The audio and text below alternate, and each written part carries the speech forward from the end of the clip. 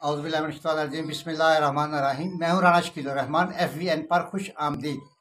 नाजरीन, आज आपके साथ मैं एक ऐसा तज्ज़िया बयान कर रहा हूँ, अपने नाजरीन के साथ शेयर कर रहा हूँ कि जो कि शुरू से 1947 से मैंने मुख्तलिफ जगह से कुछ चीज़ें ली हैं और 74 साल हो गया पाकिस्तान को बने हुए। हमारा पाकिस्तान क्यों नहीं आज तक तरक्की कर सका? हमारे बाद में आने वाले मुल्क इस वक्त तरक्की याफ्ता कंट्रीज में शामिल हो चुके हैं। हम तरक्की पजीर से भी नीचे गरीब तरीन ममालिक में हमारा शुमार हो गया है 74 साल में। इसकी वजह क्या है?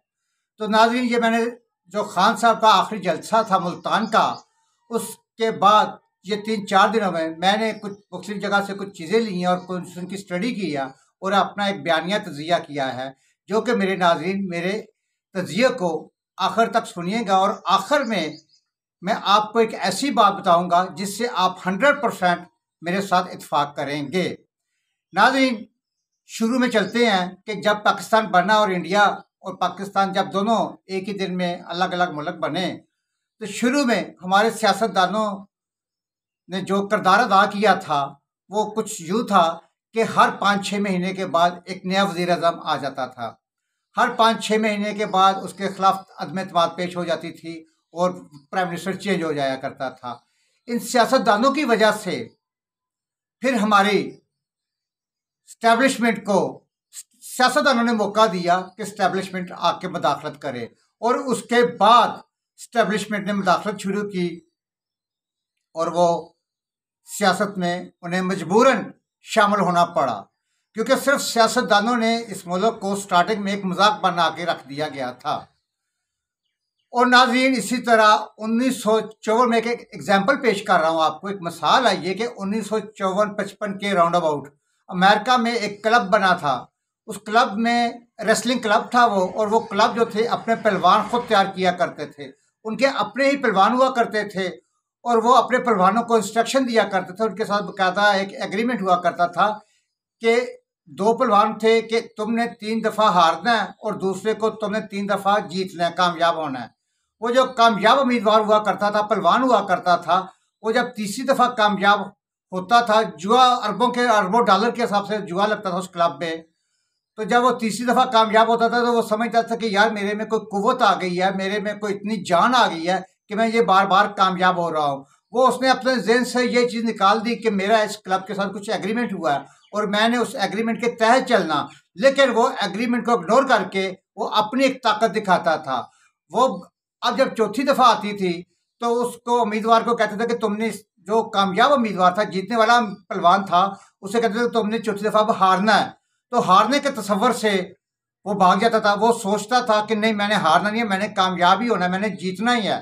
तो पहलवान उस क्लब के कानून तोड़ता था, उसको कायद ज़ाबित जो उसकी खिलाफ वर्जी करता था और कानून शिकनी करता था उस क्लब की, तो वो क्लब वाले उसे उठा के बाहर फेंक देते थे, फिर नया पहलवान भर्ती करते थे। तो नाज़रीन, सेम इसी तरह हमारे मुल्क में भी कुछ सियासतदानों ने बाद में पाकिस्तान बनने से के बाद के जो सियासतदानों ने हमें मौका दिया, हमारी इस्टेब्लिशमेंट को मौका दिया, वो मजबूरन उन्हें शामिल होना पड़ा। तो नाज़रीन, इमरान खान आज से 25 साल पहले ये एक प्रोजेक्ट तैयार किया गया। उसकी वजह भी कुछ ज़रूरत भी थी मुल्क को। क्यों? क्योंकि उस वक़्त पीपल्स पार्टी और नून लीग, ये दोनों का कंपटीशन हुआ करता था। नून लीग अपनी जगह जो थी वो एक अपना किरदार अदा करती थी, पीपल्स पार्टी एक अपना किरदार अदा करती थी। ये दोनों पहलवान थे, वो समझते थे दूसरी तीसरी चौथी दफ़ा कि यार हमारे साथ अवाम है, तो हम अवाम के ज़रिए जो है वो इलेक्शन जीतते हैं। वो कुछ गलतफहमियों का शिकार हो जाया करते थे। तो इसी तरह कुछ मुल्क में करप्शन भी इंतहा की हो चुकी थी। ये हमारे बड़े बड़े जो किरदार है, बड़े बड़े जो पीपल्स पार्टी हो, ख्वाह नून लीग हो, ख्वाह जितने भी है, इसमें कोई शक नहीं है कि पाकिस्तान में बहुत ज़्यादा करप्शन हुई, इंतहा से ज़्यादा करप्शन हुई। उसकी वजह से फिर एक तीसरा प्रोजेक्ट तैयार करना पड़ा, जो कि कहते हैं कि जनरल हमीद गुल ने शुरू किया, जिसकी मार्केटिंग ऐसे तरीके से की गई कि अवाम तो कजाब बड़े बड़े दानश्वर भी धोखा खा गए। तो क्या ये सारी मार्केटिंग, इतनी मेहनत, इतना लंबा स्यापा सिर्फ और सिर्फ 4.25 साल के लिए किया था? बिल्कुल भी नहीं। हकीकत क्या है, आइए जानते हैं। अब यह हकीकत तो रोज़े रोशन की तरह अयां है कि एस्टेब्लिशमेंट मुदाखलत करती है। 22 साल प्रोजेक्ट को कामयाब बनाने के लिए एस्टेब्लिशमेंट ने 2018 के इलेक्शन में RTS सिस्टम को फेल करके तमाम इलेक्टेबल्स और अपनी वफादार जमातों को PTI में धकेल दिया। जैसे तैसे हुकूमत बनवाई गई और फिर हर कदम पर इस हुकूमत की सपोर्ट की गई, बल्कि बकौल चौधरी परवेज इलाही साहब के। नाज़रीन, जैसा कि आप जानते हैं कि परवेज इलाही साहब ने एक इंटरव्यू में बताया कि जी इमरान खान की नैपियां बदल बदल कर वो खुद भी थक चुके थे। तब तक तो बच्चा जवान हो जाता है, लेकिन नैपियां बदल कर उनकी भी बस हो चुकी थी। फिर एकदम ऐसा क्या हुआ कि बकौल इमरान खान के एस्टेब्लिशमेंट न्यूट्रल हो गई और खान साहब की हुकूमत जो बाज़ाहिर इंतहाई मजबूत दिखती थी, पता है आपको कि बड़ी मजबूत और स्ट्रांग हुकूमत थी उनकी, कि एकदम धड़म से नीचे आ गिरी। असल में जब उन्होंने देखा कि खान की मकबूलियत में आखिरी जो सीढ़ी है उस पर आखिरी दम तक बिल्कुल वो कमज़ोर हो चुके थे, कि खान साहब का अदम एतमाद से पहले अवाम में अपनी मकबूलियत खो बैठे थे। महंगाई के लिहाज से, इनकी गलत पॉलिसियों से, नातजर्बाकारियों से, बहुत सी चीज़ें थी। और मेन चीज़ जो थी उस्मान बुज़दार थे, तो जिसकी वजह से ये लोग 4.25 साल में PTI की हुकूमत यकदम ज़मीन पर आन गिरी थी और अपनी मकबूलियत खो बैठी थी। और ये अगर मज़ीद 1 साल और चलती तो यकीन करें ये 2023 के इलेक्शन में PTI ने कामयाब नहीं होना था। बकौल परवेज़ मुशर्रफ साहब के अपने इंटरव्यू में बताते हैं कि खान साहब उस वक्त 80 से 90 सीटें मांग रहे थे, लेकिन मैं उन्हें 8 से 10 सीटें दे रहा था, और ये 2023 के इलेक्शन में 8 से 10 सीटों से ज़्यादा ये नहीं ले सकती थी। और नवाज शरीफ की वापसी वो एक नामुमकिन सी बात थी, तो वो उनकी वापसी बिल्कुल नहीं हो सकती थी। खैर, तो इनको अपनी 22 साल मेहनत ज़ाया होती और प्रोजेक्ट नाकाम होता हुआ नजर आया। यहाँ से सारे खेल का आगाज होता है। अपनी जमातों और इलेक्टेबल्स को आंख का इशारा किया गया और फिर जो कुछ हुआ मंसूबे के ऐन मुताबिक था। दूसरी तरफ अफगानिस्तान से निकलने के बाद अमेरिका को हमारी ज़रूरत ख़त्म हो गई और इसने हमें इस्तेमाल शुदा टिश्यू पेपर की तरह बाहर फेंक दिया। तो अमेरिका की ये जो लोग थे, जिनके फ़रोन मेहनत थे जो अमेरिका के, इनके लिए बड़ी मुश्किल पैदा हो गई। तो फिर अमेरिका को राय रास्त पर लाने के लिए एक तरफ अपने प्रोजेक्ट के ज़रिए अमरीकी साजिश का बयानिया परवान चढ़ाया गया, अवाम में अमेरिका मुखालिफ के जो जज्बात पैदा किए गए, तो दूसरी तरफ रूस से पतंगे बढ़ाकर अमेरिका को पैगाम दिया गया, एक मैसेज दिया गया कि अगर तुम हमारे साथ बेरुखी बरतोगे तो हम अवाम के दबाव में आकर रूस की गोद में जा बैठेंगे, इसलिए हमें ये मंजूर नहीं है। अमेरिका को कहा गया कि हमें ये तुम्हारी चीज़ें नहीं एक्सेप्ट, हमें मंजूर नहीं, हमारे तल्लुकात रूस के साथ ज़्यादा बेस्ट हैं। और अपने इस लाडले के ज़रिए तीसरा बयानिया परवान चढ़ाया गया कि फौज न्यूट्रल हो गई है, बल्कि एंटी इमरान खान हो गई है और इसने आइंदा सियासत से तौबा कर ली। अब जब दोबारा इमरान खान जीत कर आएगा तो कोई ये नहीं कह सकेगा कि ये इस्टेब्लिशमेंट के कंधे पर बैठकर आया है। इस इमरान खान की जुबान से फौज की रेपुटेशन बहाल कराई जाएगी और अगर कहीं कोई कमी बेशी हुई तो इसको पूरा करने के लिए हो सकता है कि कोई छोटा मोटा एडवेंचर भी किया जाए। नवाज शरीफ को जब 2017 में ओकामा रखने से निकाला गया तो इसने वोट को इज्जत दो का नारा बुलंद किया और पूछा कि मुझे क्यों निकाला, तो इसको भी कैद कर दिया गया, सिर्फ इतनी सी बात पे।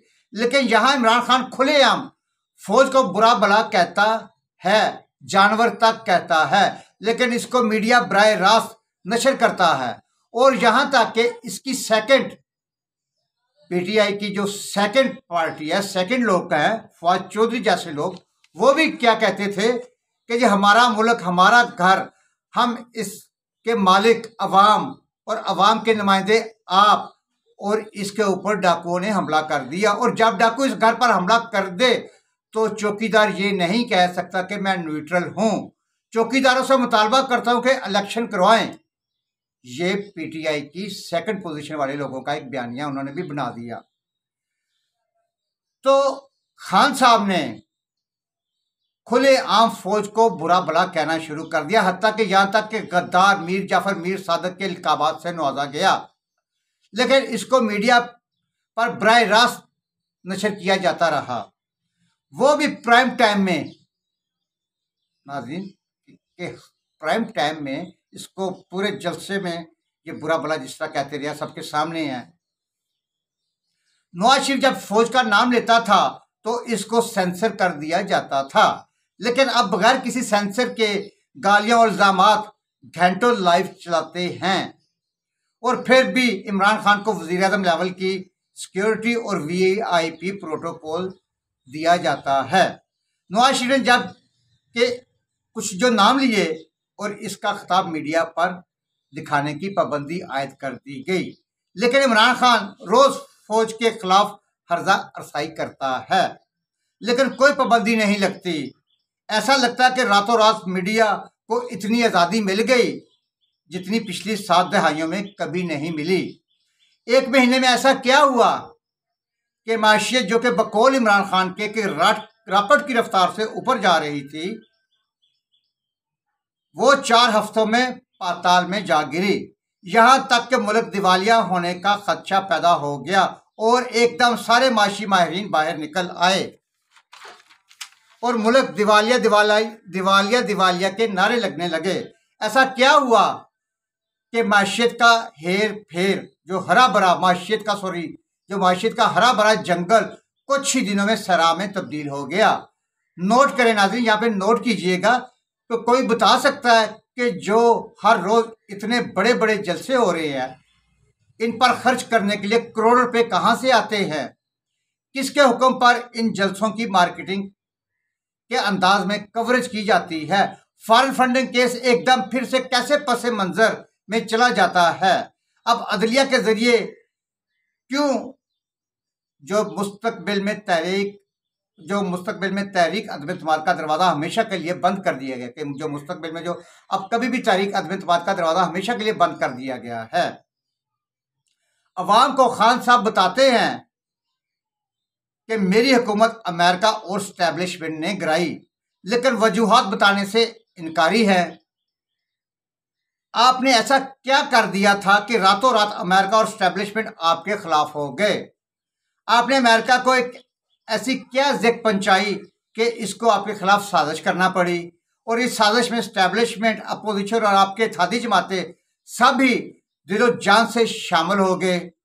आखिर में सबसे अहम सवाल ये है कि अब 22 साल सरमायाकारी इस घोड़े पर सिर्फ 4.5 साल के लिए की गई थी, या ये दूसरे मेगा फेज की तैयारी की जा रही है?